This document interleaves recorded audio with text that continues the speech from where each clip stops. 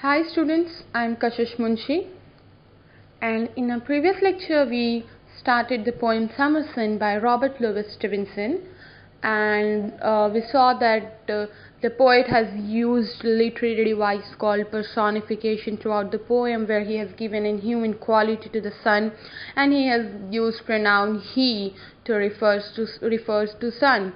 And we began with the first two stanza, where we saw that the poet has called the gray sun as great, and he tells us how the sun appears in the sky and how like the sun rays are thicker than the raindrops or rain showers. And then poet went on describing that the even like when we want to keep our living room or parlor in shade and we put the curtain, but the sun rays make their way even like through the curtain, finding a narrow gap or hole, and then they enter your room. And this is how the poet describes the sun in the first two stanza. So now let's see what happens, or what the poet has to say in the next three stanzas. So here is the third stanza. The dusty attic, spider clad, he through the keyhole maketh glad, and through the broken edge of tiles into the laddered hayloft smiles. So let me tell you first the meaning of the words. Few words that might be new for you. So attic is basically a room at the top of a house just below the roof, mostly used for the storage purpose, or where you where people mostly keep the unused item or the extra item of their home. So here the poet mentions that the sun makes his way through the keyholes, like holes, into the dusty attics, where the area is quite dusty and there are insects and spiders all around, and the sun makes his way through the keyholes that are in the room, you can say. So the dusty attic, which is full of spiders, also looks happy when the sun rays come through the keyhole or enters the room through the keyhole. And through the broken edge of tiles into the laddered hayloft smiles. Now hayloft is basically the upper floor of any farm building, used particularly for storing hay. And tiles, you can say, basically a roof area, a roof of the particular room. So in this two lines the poet says that the tiles are broken, and through the holes of the broken tiles the sun makes his way. So the sun even manages to smile and spread his rays through the broken tile edges into the upper floor of the farm building where the hay is stored.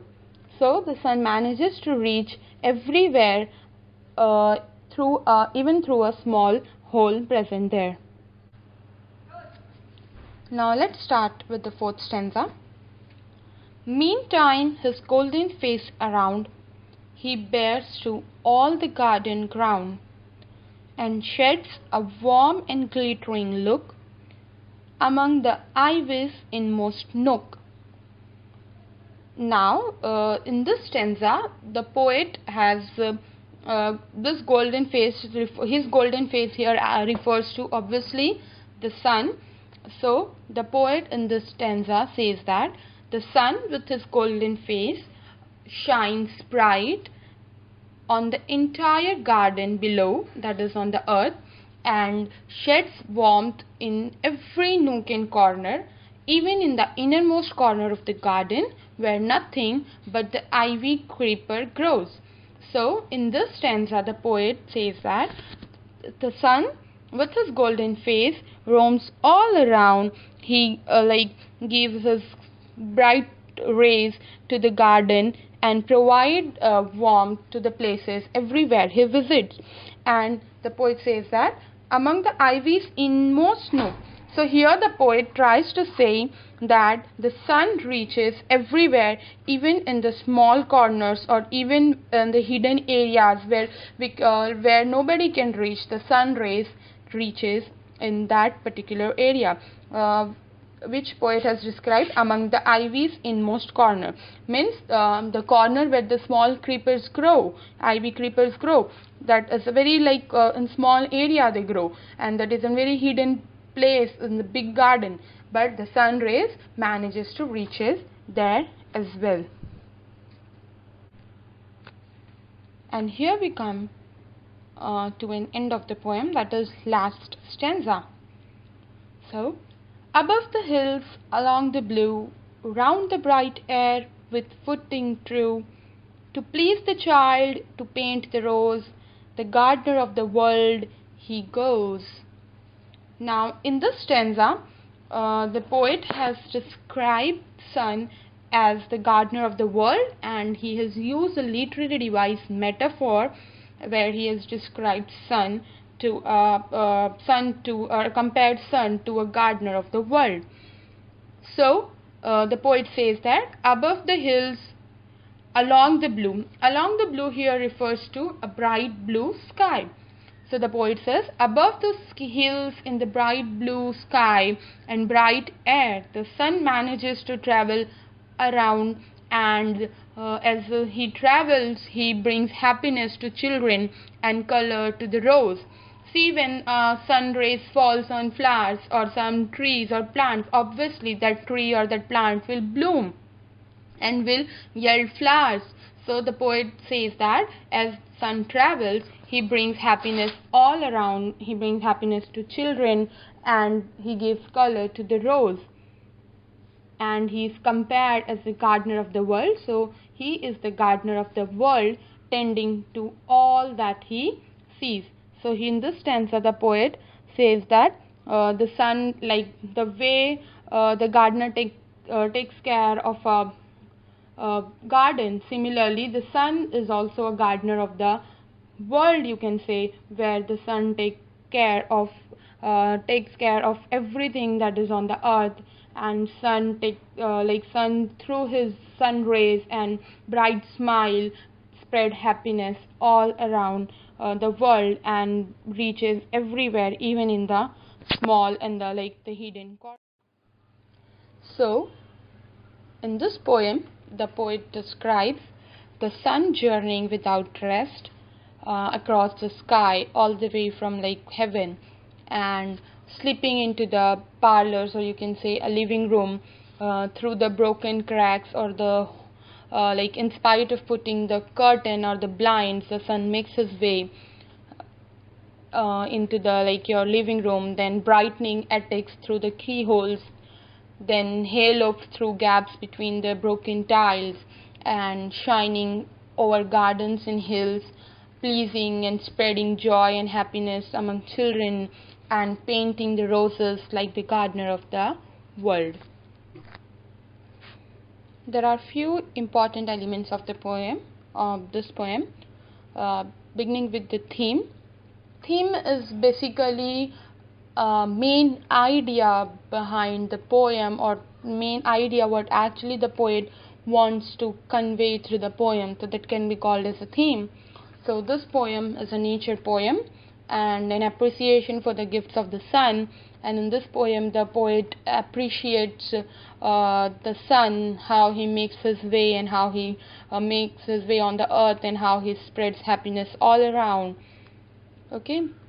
The style, the poem is a descriptive and builds a number of visual images of the sun. So this poem is this poem describes in detail about sun, and it also creates a number of the visual images of the sun, where how the sun enters into the you can say a keyhole, or examples of to slip his golden fingers through, or you can say how he please a child, to paint a rose, the gardener of the world he goes. So these are all the visual images that the poet has used to describe sun. Imagery, again, the poetic technique that the poet has used in this poem is personification, and in this poem the sun is personified and shown traveling across the expanse of the sky, slipping his fingers in through chinks in the blinds. That is like slipping his finger here. Fingers refers to sun rays, and blinds, we know, the curtain. So in spite of putting a thick curtain, the sun rays manages to enter the room, making his way into attic and hay lofts, like how sun tries to reach the attic area, and even in the hay loft, looking at every nook in the garden, like how the sun reaches every corner of the garden, even where the ivies are, like ivy creeper grow. And here the sun also pleases a child and paint the color onto the roses.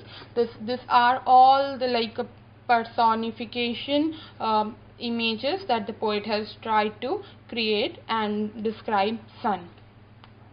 The poet has also used metaphor where he calls sun as the gardener of the world. So here he has compared sun directly to the gardener of the world. The rhyme scheme is a common a simple rhyme scheme followed throughout the poem, that is AABB. And the main purpose why the poet wrote this poem was basically to encourage and appreciate. So here we come to an end of our today's lecture, and with this we also complete our first poem, that is Summer Sun. I really hope you all understood the poem thoroughly. The poem is easy and simple.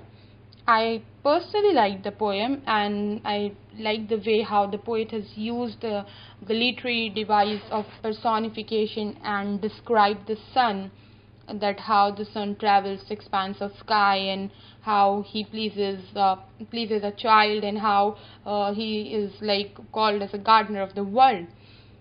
So I hope you all also understood the poem. I request you to at least go through the exercise that are given on page number 27 and try to answer those questions. In our next lecture, we'll discuss the answer to that questions. Till then, take a very good care of yourself and stay at home. Bye.